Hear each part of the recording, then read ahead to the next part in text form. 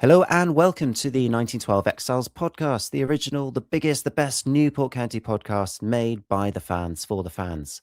We're brought to you by the Terrace Cymru Podcast Network and in association with the wonderful team at the Riverside Sports Bar in Newport, the city's home for live sport, with a great menu to get your burger fix. Now, I'm Jamie, your host for today. Now, before we get started, I wanted to quickly remind folks we're recording live from the Riverside on the 25th of April after our final home game against Oldham. I'm very much hoping that it will be a celebratory episode after we've secured our League Two place for next season. But even if it isn't, we'll still have plenty to talk about. So if you're at the match and you want to come and chat after the game, do join us after the game because we loved doing it last time around. Now, we're going to delve into off-field matters today as Newport County released their latest financial figures, which covered the season just gone. We'll be looking at the black and indeed red numbers and chat about what this means for a club battling relegation in League Two. A quick note as well, we're recording this on Friday, the 10th of April. So that's just before our huge game at home to Harrogate tomorrow with 4 games left of the season. So we'll also try and figure out what being sustainable at this level means for a club of our size. Joining me today to try and find some answers. First of all, we've got Pod OG, Mr. Rhys Warren. Rhys, how are you doing? Yeah, good. Thanks, Jamie. Wonderful, wonderful. And also here with us is first-time contributor. I think I'm right in saying Jack Rowlands. Jack, how are you doing? Hey Jamie, I'm good, thanks. Yeah, I think I was briefly at the Riverside last season and I had a few drinks on the last one. So. Yes, I think, you have featured once before. And you know what? We thought we needed an expert to figure all of this out because, well, I'll be honest, I'm pretty clueless. So I'm thrilled to say that also joining us is Kieran Maguire, host of the Price of Football podcast. Kieran, welcome. Welcome to 1912 Exiles. Well, thank you very much. I'm looking forward to making my debut on the show. It's very kind of you to invite me. Oh, wonderful. We appreciate having you on. You'll have seen Kieran probably quoted as a finance expert across football finance matters on other podcasts, sports publications, websites. This time of year, he's in high demand for sure. Now, let's kick things off. So before I come to you, Kieran, I'm just going to get a sort of Newport fan perspective as we look at these latest Newport accounts. So latest figures are showing an operating loss of approximately, I think it's 760,000, which is, particularly concerning as it was a season with a significant drop in income as well. Our income fell 400,000 and we've got a continued reliance on owner loans, which I'm sure a lot of listeners know about since Hugh Jenkins took over a couple of years ago. Apparently he's put in a roughly 3 million over those couple of years. Where do we start? And of course, last season, this is for the year ending June 2025. So in effect, where we had our manager Nelson Yarjim at the helm until April, we managed to sell Will Evans and bring Morris for undisclosed sums. Finished 22nd in the league after going winless in our last 9 matches. So, Rhys, I'll come to you first. I'd love to get your thoughts. Is this we'd spoken about our finances before. Is this a growing concern for you? Were you particularly concerned seeing these figures come out? I think it's still concerning, but not unexpected. Hugh Jenkins has been pretty transparent that this is the financial situation from when he took over the club. The drop in income, I'd imagine, is mostly covered off by the fact that the season previous we had that FA Cup run against Man United.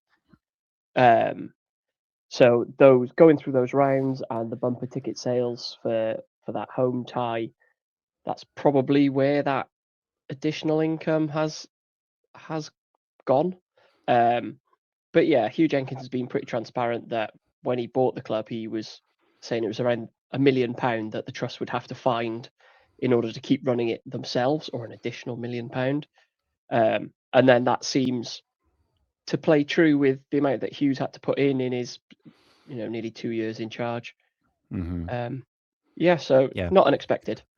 Not unexpected. And for I think people's background reference as well, I think the trust has sort of had been generating around 100,000 or so. It wasn't significant money. So to be able to sort of put in that extra $1 million was going to be quite tricky. Jack, I'll quickly come to you. Jack, you've managed to pull together some fantastic background reading, looking at sort of our historical debt figures in particular. What's most sort of galling for you in particular, looking at these numbers? Yeah, it's funny. I started out kind of a bit cynical. I looked at like we had that window of profitability. We had break-even seasons during the cup runs, and that felt like maybe that was our window of opportunity to build as a club. Now the last 2 years, it feels like revenue's dropped twice. There's no kind of football fortune money coming through at this point. But then kind of when you look with inflation, we're kind of back to where we were when we got promoted. So it feels like actually we've kind of treaded water in League Two, which it doesn't feel too good. We don't have our own stadium though, so I suppose we can't maximise that revenue. But then I look at I pulled a Bristol Rovers wage bill, and it made me think maybe we're not doing too badly. So yeah, maybe we should be happy with what we've got, is my worry. But, yeah. Yes, I think that'd be a lot of Newport fans' worries as well if we're going to be happy with what we've got. Kieran, let's bring you into the conversation. First things first, before we delve into the whole Hugh Jenkins factor, that sort of operating loss, and putting that in the context of League Two clubs, I mean, it's just the typical sort of, turnover, profit and loss that you see. I mean, what figures? I mean, but maybe the better question is, what figures are you looking for when you see the annual accounts and the balance sheets come out? Well, only about half of the clubs in League Two actually present full information. So it makes my life more difficult. If you're below a certain threshold, you don't have to show your revenue. You don't have to show your wage bill. The figures which I normally focus on would be revenue, how well are we doing from TV, how well are we doing from match day, which to a certain extent are outside of your hands, because the TV deal was negotiated by the EFL. Match days, if the club's doing well, you get a few more fans. If you've got some big matches which come up, as you mentioned, the football fortune due to the vagaries of the cup draw can be hugely beneficial. But then relying on a lottery ticket win, and that's what effectively is when you're drawing Manchester United, is no way to run a sustainable business. And most of all, I like to look at commercial, because I think that's the area of an individual club where you can have the greatest impact. But I'm looking at some other clubs in League Two, and Grimsby Town, for example, make less than £1 million a year from commercial. Salford City do slightly better, but they've got the benefit of celebrity ownership. And I think in 23, 24 in particular, there, I think there's another club from Wales who were in that division at the time, and they had £20 million worth of commercial income. But that was nothing to do with the football club. That was, again, sort of piggybacking on the relationship that the owners had with sort of externalities and so on. So I'd look at the money coming in, then focus on wages, because wages are always the most significant cost. And wages, there's a huge divergence, from around about £3.5 million at the bottom end to as high as 11 at the top end. So there is even within League Two, you can have some players on £7 or £8 grand a week, and you've got others who are, I say only on £1,000 a week is £1,000 a week. So let's be honest about that. It's far more than the sort of the traditional wage. So there's that, and then I'd sort of look at, well, are we making profits? The answer to that is pretty universally a no. Even unless you've had a particularly good player sale, which doesn't tend to be the case in League Two, and then try to work out how those losses are being funded. The chances are that your local bank manager is going to say thanks, but no thanks. Why would you, as a bank manager, lend to a loss-making business, and not just a normal loss-making business, a loss-making business which has a lot of very emotional consumers, many of whom, because I did an investigation into a fairly well-known club many years ago when I used to be an accountant, and I remember the bank manager saying, if I call in the overdraft, a third of these fans are going to take their accounts to Lloyds or NatWest or Santander, because I'm going to be seen as the big bad wolf of so why lend in the first place? So therefore, it does come to getting funding from either, if you're a fan-owned club, the trust. That puts an automatic ceiling because I think trusts know what they can and cannot do. And if not, then you're looking to owners, stroke directors, stroke investors to provide that funding. And it's a very, very precarious business model, because if any one business is effectively reliant on just one person, if that person's circumstances change, we've seen that at Bury, we saw that at Macclesfield, and when we lost both those clubs, I appreciate we've now got Phoenix clubs that have come back to replace them.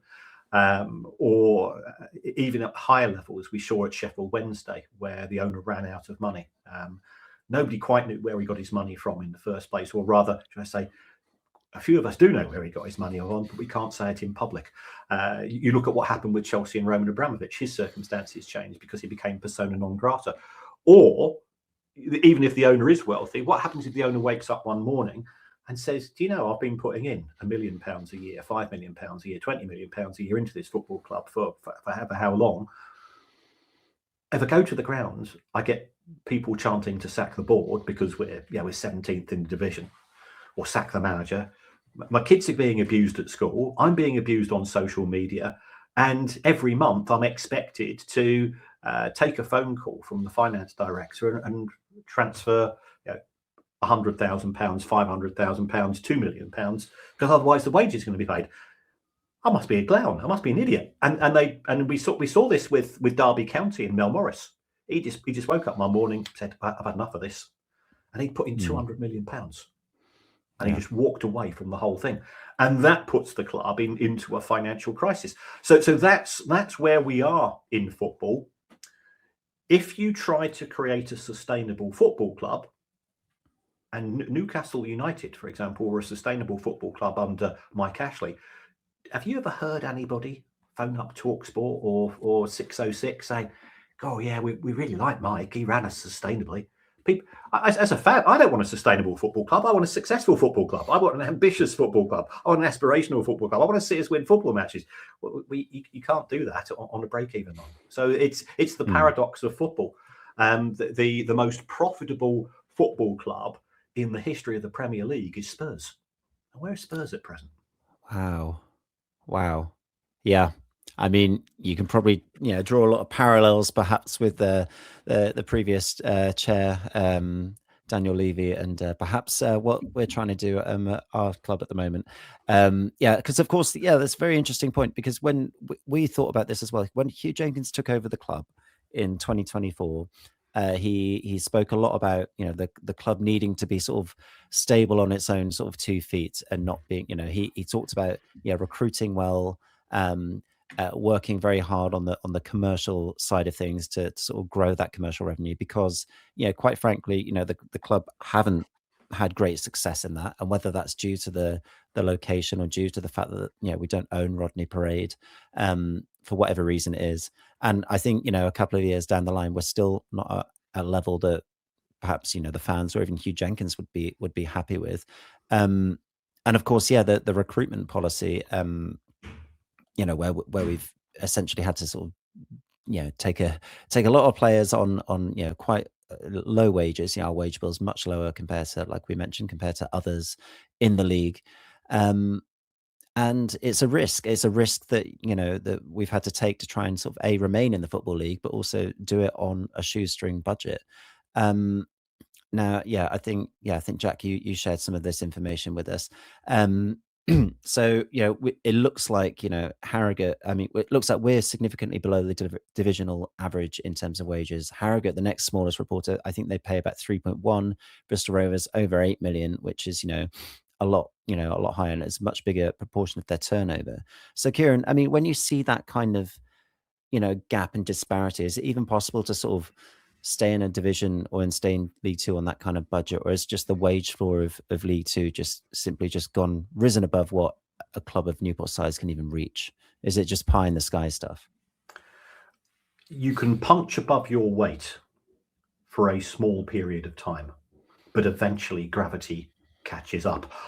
The only way that you can avoid that is if you have discovered some form of Moneyball algorithmic model that works in League Two.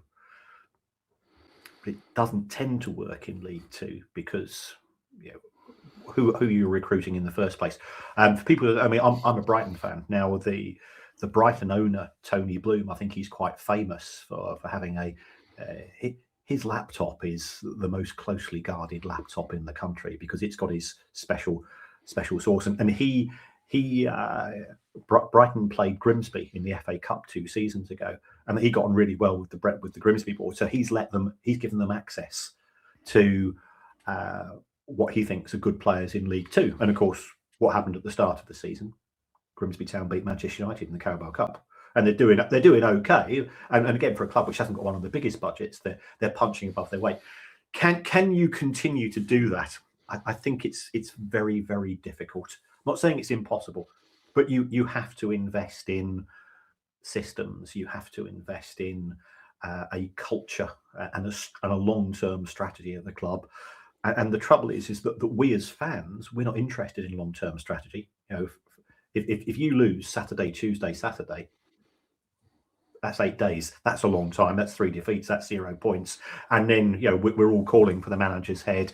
We're all calling for that promising player that the player that's just come through the youth team, just come from the academy, who probably needs a bit of game time. We're not prepared to give him time to bed in, because he will make 1 or 2 mistakes. He's a young, but how do you allow those players to nurture and develop and so on, unless you've got significant resources? So I don't want to be sort of the grim reaper of football finance, but that is why I appear on so many shows, I suspect. It's a real challenge. I just flip things round.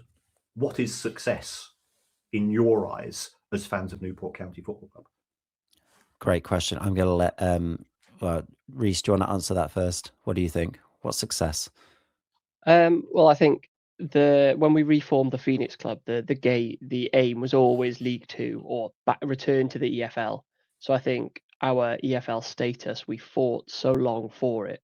I think remaining in the Football League is probably success. And if we have those forays like we did under Flynn, where we are competitive around the playoffs, and then we have a few years where we're maybe not so competitive, to me, that's kind of our level, and that's what we'd like to see. And we've seen some good progression in terms of our fan base has grown by about 1/3 over the last 10 years. So that's really positive, and that's signs of growth.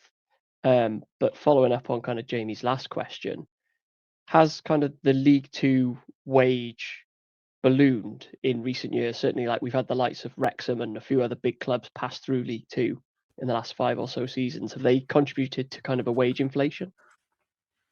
Certainly, the overall level of wages in League Two have increased. I think at sort of the bottom third, there's not been a huge change. But you're absolutely right. It's possible to buy your way out of the National League, and I'm not here to try to score anti-Wrexham points. That's what Wrexham did, and they were able to do it. That's what Stockport County did. That's what Notts County did. We've seen other clubs try that, and to a certain extent, historically, you've been able to do that in League Two as well, because under the sort of the wage control rules, it used to be that for every £100 of revenue that you generated, you could spend £50 on football wages. But then, as we hinted earlier, there's this thing called football fortune. And football fortune used to say for every £100 that was put into the club from the owners in the form of shares, not loans, you could spend £100 on wages. So that effectively allowed, if the owner wanted to increase the wage bill by £3 million, he sticks £3 million in, and you were sorted. And football's a talent game. Talent follows the money, and that allows you to accelerate your way out of League Two. League One, until 3 seasons ago, I would have said that League One was broadly similar. But what we've seen with, first of all, Birmingham City's accounts came out yesterday. They lost £29 million in League One. Bolton lost 14 million. Wrexham had huge losses as well. So we have seen a huge step up. The average losses now in League One are about £120,000 a week. So again, if you're a Newport County owned by the fans, or an Exeter City, you might get there, and then your ambition is to finish fifth bottom, and it can never be higher than that. And that works for a while, but you just become weary, because it's celebrating a 1-1 draw away to whoever it might be. Is that the extent of our ambition? And it becomes so because of those natural financial constraints. So it's a funny division, League Two, in the sense that some clubs are very much passing through, but I think it's probably the only division left where I think that a club with a very strict, modest budget can survive. I mean, I know the Accrington owner, Andy Holt, because I've done a live show at his stadium. I know him quite well, and he just says, "I'm putting in 300 grand a year. That's the budget. Get on with it."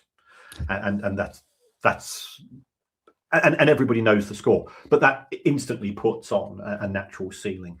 And I think there's a further issue at Newport. You say you don't own the stadium, so therefore the ability to invest in infrastructure, the ability to broaden the revenue base, perhaps through having meetings facilities and catering and weddings and so on, is very much constrained because you don't control those particular strengths. Yeah, that's it's been a problem for us ever since we moved to Rodney Parade the year we got promoted into the Football League.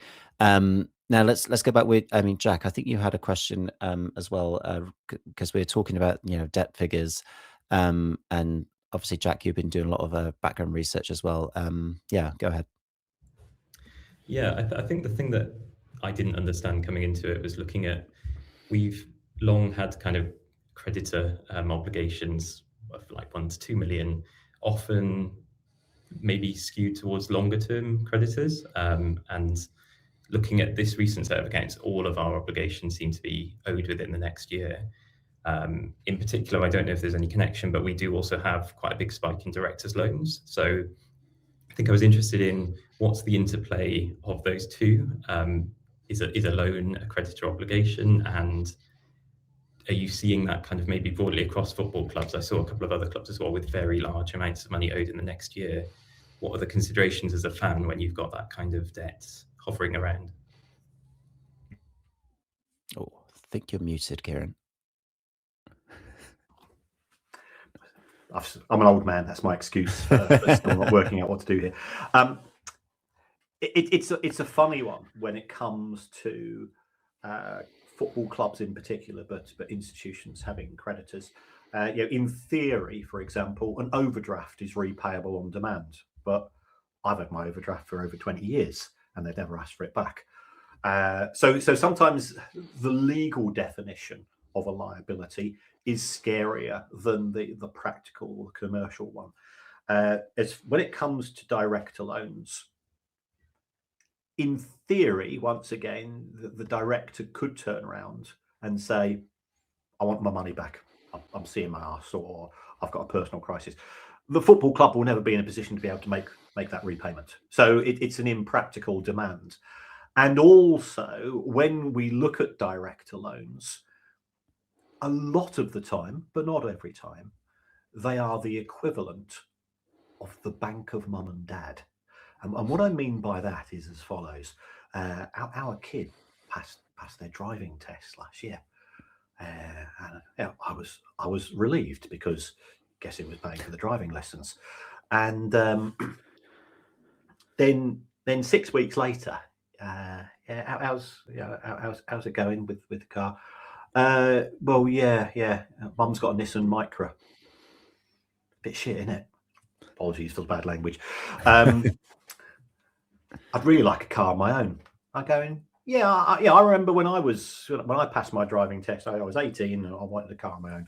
I know what's coming next. Any chance you could lend me the money to buy a car? So I give them 15 grand for a car. This legally is a loan in the sense that I've said, yeah, I'll lend it to you. Now, they know that I'm dad, and therefore I'll never ask for it back. And I know that they've got, the rent on properties these days is ridiculous. Got student debt. They've got, I suspect, I don't ask, I suspect they owe money on credit cards as well, because they're not good at running finances. So in theory, there's a debt there, but I know that comparing their income to their running costs, they'll never be in a position. So I'd be a slightly relaxed when it comes to Hugh Jenkins. I think the loan was 1.175 million up from 280. He is not lending the money with a view to it being repaid by the football club. Now, it could be that at some point in the future, should the club be sold, let's say that a US investor comes in, and you might say, well, why did a US investor come into Newport? One came into Wrexham. We've got US owners at Carlisle. We've got US owners at Crawley. We've got US owners at Gillingham. The US owners are all over. And under those circumstances, what would happen as part of the deal is that the loan would be repaid by the new owners. So that's the only circumstances from a practical perspective where would I anticipate the loan being an actual cash flow. And that would be sort of a private settlement. Effectively, Hugh Jenkins would write off the loan at the date of the transaction, and that would be absorbed as part of the overall purchase price paid by a new owner. So I'd be slightly more relaxed, Jack, on that score for two reasons. A, Hugh's not going to ask for it back, and B, he knows the club can't afford to pay it back.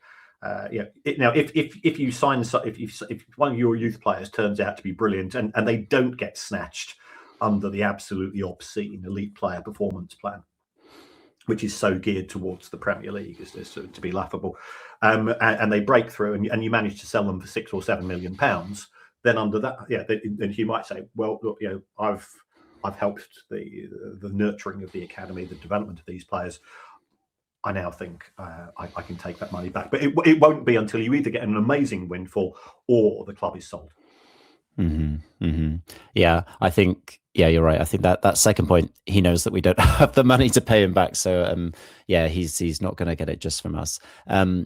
It is an interesting one, though, because you brought this up a little bit earlier on in the episode, and it was about, how chairman or owners one day might just decide, I've had enough of this. This isn't for me anymore. I think there are a lot of reservations around when Hugh Jenkins first came in, because he took over Swansea in 2001. That's quite a long time ago. We had him on the podcast, and I think he said he's not like extraordinarily wealthy, and he's not going to prop us up like a Hollywood actor might do or anything like that. And of course, let's face it, 2001 was quite a long time ago. We're in 2026 now. It's not necessarily, he's not going to be running the club for 20, 30 years.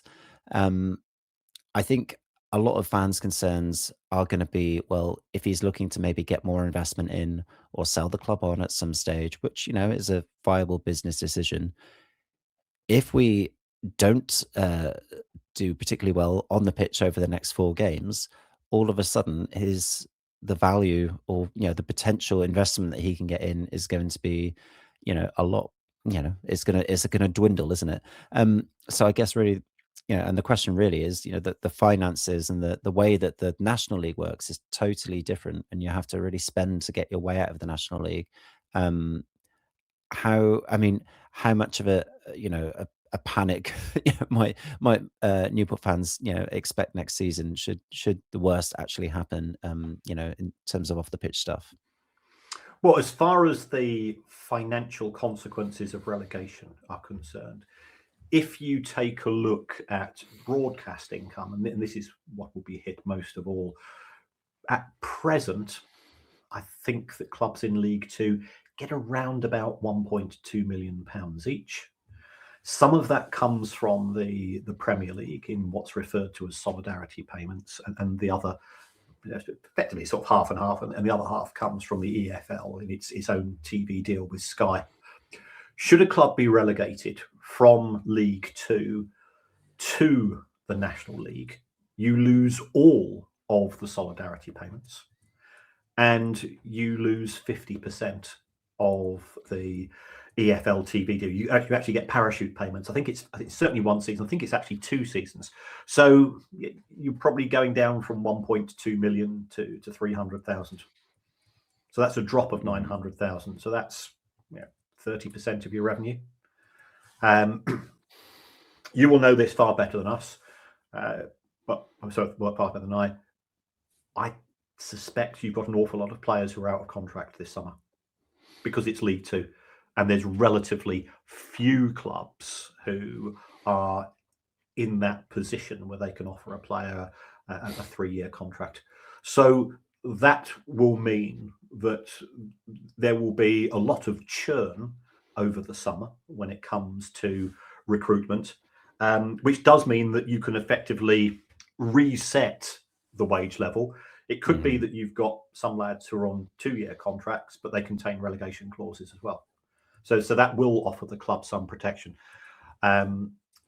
So in terms of that, yes, the revenue base will go down. You'll get less money from sponsorship. You don't get a lot of, let's be honest, you don't get a lot of attention on Sky at present. So the TV element of that is in terms of sponsorship, but there still will be there'll be a small step down. And when it comes to attendances, I'll be honest, if you're 12th in the National League in November, the number of walk-ups you're going to be getting, pretty few and far between. And that's always my concern. And then, of course, you've got that ongoing issue in the National League of it's only 2 up. So what do you do under those circumstances? It is quite challenging. Mm-hmm. Yeah. I think as soon as we, if the worst happens, I think we'll just flip to the other side of the 3 up, 3 down debates, because I think currently we're very fine with that. Selfishly, Rhys, go ahead. Yeah, so I don't know if you'll have an answer to this, but in terms of club size, like in attendance, we're about mid-table, I think 14th or so. But we've shown with kind of games against Wrexham where we had 9,000, we had 6,000 last weekend. How are we so far behind budget? Is it just the owners propping them up, or are we not very good at the commercial side compared to other clubs? Or is it more kind of, does our geography or demographic come into play as well? Or all of those? There's an element of everything. Getting sort of windfall crowds for particularly important matches helps in terms of individual attendances. I think Newport are a bit isolated. I think that's the issue. As an away fan, there's not many places will say, "Oh, it's a nice trip today." I'm a Brighton fan. I'm going to Burnley tomorrow. That means I'm on the 6:30 train. It's £125 for the train fare for a return trip. And therefore, I know loads of my mates have just said, "I'm sacking it off, going away this weekend instead." It's cheaper to go to Amsterdam or Paris than it is to go to Burnley. So if it's long distances, that the positive impact of away attendance is affected, and you're therefore trying to sort of how do you generate interest locally in order to get those spikes? Engagement with schools, winning football matches is one way of doing it, by the way. People will come and see a winning team regardless, or sort of if there is a sort of a novelty factor. I've just come off an interview with the Swansea City Trust, ironically, just immediately before our conversation with you, and when that was the case, it was all about Snoop Dogg. And of course, and that adds. Let me be brutally honest. Wrexham are generating a lot of money, not because they're Wrexham Football Club, and I'm personally, I'm absolutely delighted for them. I went to the Fans United Day back in, I think it was about 2004, when they were in real trouble again, sort of they were moving towards losing the ground and so on. So I am delighted. Well, the interest in Wrexham as a football club comes through the interest in the owners and sort of the novelty factor there. So it's coming up with things like that rather than attendances themselves. So if you can get that, then the attendances will follow. But it's actually very difficult to grow those organically. Mm-hmm. Yeah, I think we've had that problem, and we've had ongoing discussions as well, because the ground itself is in the city centre of Newport, which has really helped us actually grow those attendances, particularly the walk-ups, as you mentioned. We actually had our former commercial manager on as well, and he said that exact same thing about winning games. I think he said it just takes, I think, was it 3 losses in a row at home, and then you'll just see the attendance has dropped by, like, I mean, at our level, 4K is a decent number. But yeah. So I think that's it. And you've kind of answered my next question, which was really, in the lower leagues to sort of keep you going, looking at what clubs are doing things well. And it is generally those sort of off-pitch things to sort of generate that interest, it sounds like. Yeah. Okay. All right. Any more before we get to our wrap up with shout outs and beefs? I think we've covered a lot already. Jack and Rhys, I'm looking at you guys. Any more? No. Okay. No, Let's go to shout outs and beefs in that case. Kieran, I mentioned this before we came on air, but at the end of every episode we do shout outs and beefs. It's a bit of a chance to have a bit of a moan, a bit of a whine, or to just shed some positive light on something we've seen that's doing well. For instance, Rhys's constant beef is the photographers sitting in front of the scoreboard at Rodney Parade, getting in his way, so he doesn't know how long the match has gone on for. But yeah, Kieran, do you have anything, either shout out or a beef, or even both? Something maybe around the world of football finance, but finance and football, I don't know. Well, I'm going to give one of each. In terms of shout outs, I've done some work with Samaritans. I've done some benefit shows because my podcast, for reasons I can't quite understand, is far more popular than it should be. And I'd just like to have a big shout out for the work that they're doing within football. The Premier League in particular has partnered with them. And suicide remains the biggest killer of men under 50. It's the biggest killer in this country of women under the age of 35. And the work that they are doing, and we're now getting sort of pop-ups at football grounds organised by these people. I could not do what they do. I could not be on the end of a phone call listening to somebody going through a personal crisis. And they're absolutely wonderful. And they've realised that football fans are a big part of that population who are very vulnerable. So I'd just like to give them huge credit for what they're doing. But when it comes to beefs, I have got a very big football finance beef, which probably only affects me in the country, I suspect. But I'm still very stroppy about it.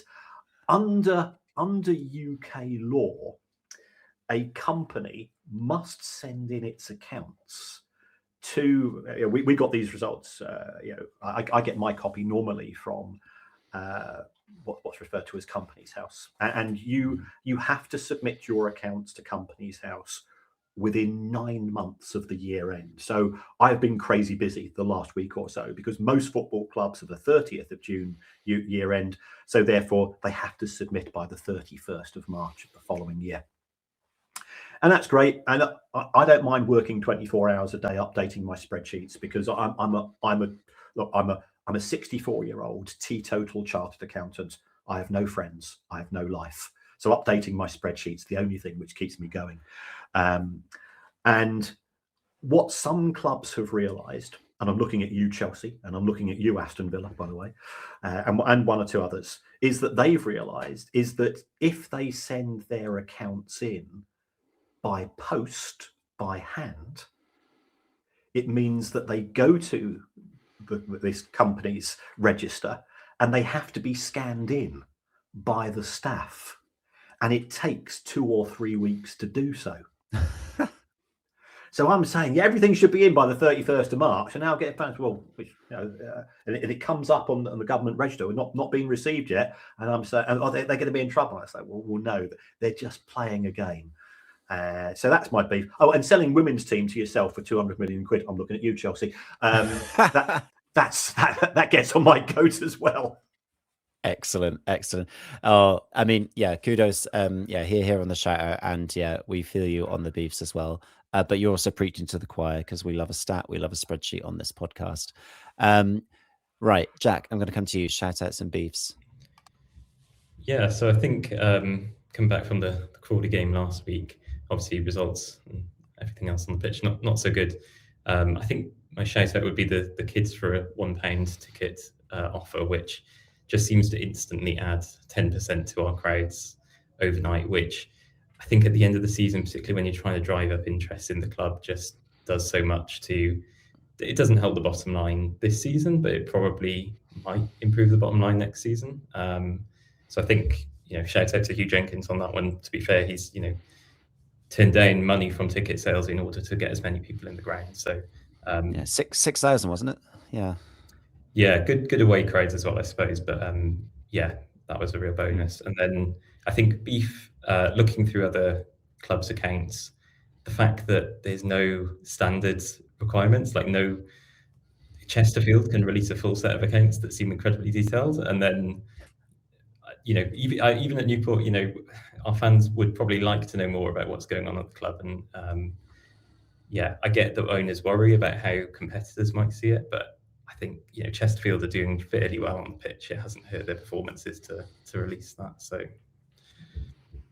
I agree entirely with you there, Jack. Just to let you know that the EFL releases the wage details of all 24 clubs to all 24 clubs. What they don't do is that they don't name who the 24 clubs are. Now, so you'll find out, you at full accounts, you can work them out for about 9 or 10, and then it comes down to who you're mates with on WhatsApp groups.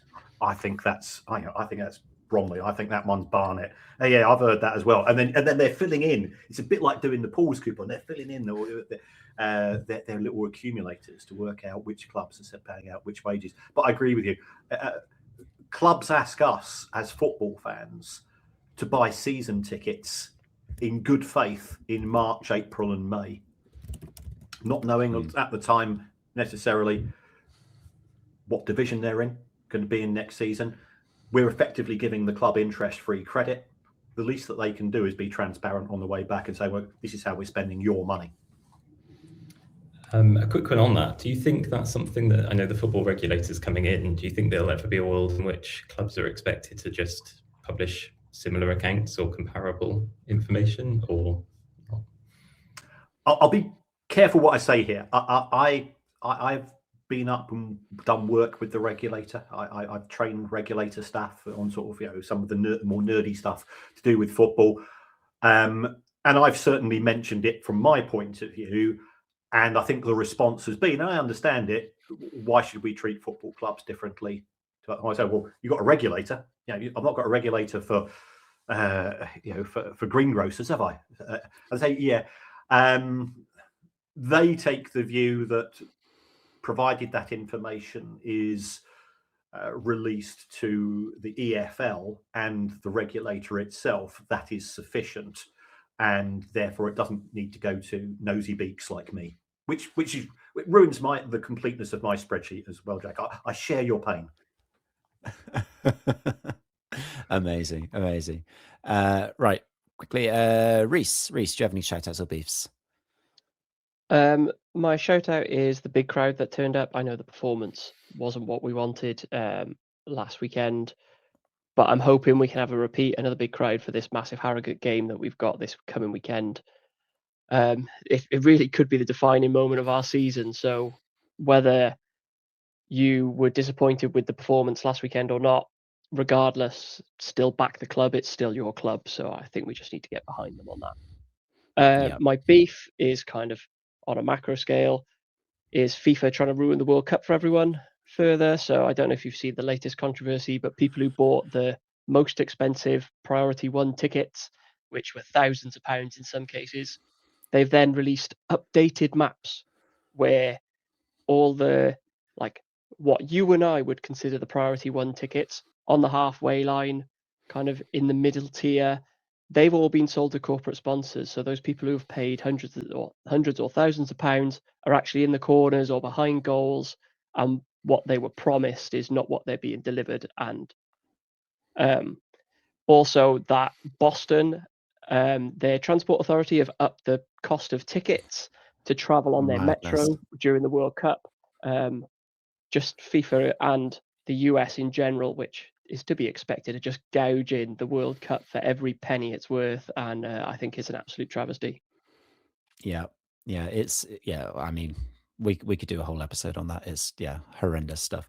I think as well they're trying to sell like the very first row as like priority seats as well, like right by the pitch, and that's a terrible view of the pitch. You know, like you say, the best seats are a little bit higher up, aren't they, where you get a better view.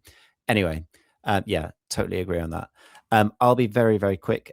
My shout out is actually, I didn't realize this was coming into effect next season, but the end of, I think it's the front of shirt gambling sponsors, which, you know, I think when you, particularly in the Premier League, and we've had, you know, on Newport County shirt as well, we've had gambling sponsors. I think it's about time. So yes, that's going to be excellent. I'm sure they'll still appear everywhere else around the stadium, or on sleeves, or on, you know, inside of, you know, the at the back of the neck or something. I don't know, but yeah, at least not at the front of the shirt. And then my bit of a moan, and it's kind of a general moan really, and it's about all of the sort of player, you know, amortization stuff, which, like, I get confused the best of times with club accounts, but when they're sort of spreading the cost of a player across 8 years, I appreciate it might make some accounting sense, but it just bugs me when clubs can kind of spend an absolute fortune and put players on 8-year contracts, that kind of thing. We don't do that because anyway, that's mine. Right. That's about that. Thank you so much, everyone, for joining. Thank you so much, first of all, to Kieran Maguire for joining us. Kieran, it's been an absolute pleasure. It's been super insightful, and thanks for your time. Well, thank you very much for the invite, and good luck for tomorrow and the rest of the season. The most important thing is that you've got something to get the heart racing for the next 4 games, and never lose faith. I was watching Brighton when they were 12 points adrift in League Two in 1996, and 2 years ago I went to see us beat Ajax in Amsterdam. So never stop dreaming is always my advice. Here. And thank you as well to Jack for joining us on our first episode proper. Appreciate you coming on. And of course, thanks as well to the OG Rhys Warren. Right, now, I'm not sure exactly when this is going out. It might be after the Harrogate game, but we will be back with more match reports, previews, and hopefully an end of season review where we are wiping our brows with relief as we secure our safety. So keep track of everything on the socials. Make sure you're subscribed on your podcast feed of choice. And above all, as always, keep it county.